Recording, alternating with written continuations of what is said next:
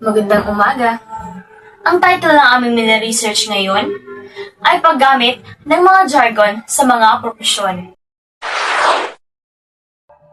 Ang jargon ay isang mahalagang bahagi ng bawat propesyon at sa larangan ng medisina, ito ay lalong mahalaga sa pag-araw-araw na operasyon. Ang mini-research na ito ay naglalayong suriin ng mga jargon na ginagamit sa medisina at ang kanilang epekto sa komunikasyon.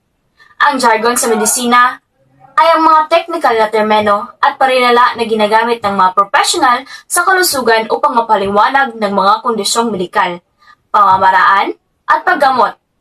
Ngunit, paano ito nakakaapekto sa mga pasyente na hindi pamilyar sa mga termenong ito?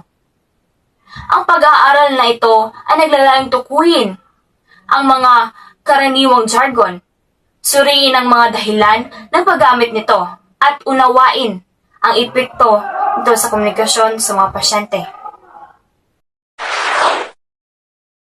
Sa larangan ng medisina, mahalaga ang malinaw at mabilis na komunikasyon sa pagitan ng mga profesional.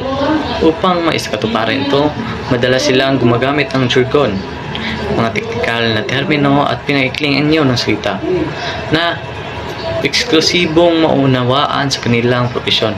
Bagamat epektibo ito sa internal na ugnayan ng mga doktor at nurse, nagdudulot din ito ng hamon sa kikipag-ugnayan sa mga pasyente.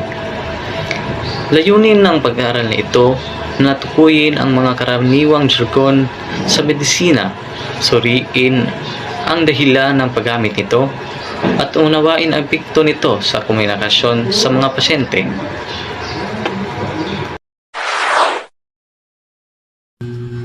Para sa pagsusuri at diskusyon, ito ang mga jargon sa medisina.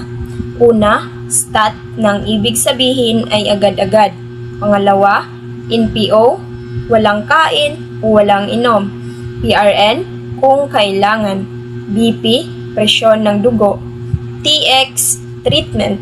DX, diagnosis. Code blue, cardiac arrest.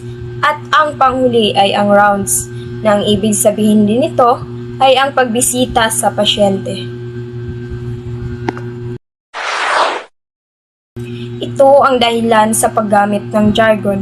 Una, kahusayan sa mabilis na komunikasyon. Pangalawa, katumpakan sa bawat tiyak na termino. Pangatlo, professional na identidad na nagpapakita ng kaalaman.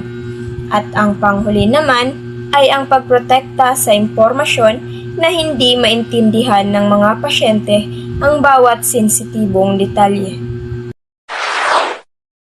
Epekto sa komunikasyon. May dalawang epekto sa komunikasyon. Una, positibo, mabilis ang komunikasyon, iwas sa pagkakamali. Pangalawa, negatibo, pagkalito ng pasyente, mababang tiwala. Mahalaga ang jargon sa medisina para sa mabilis ang tumpag na pananalita.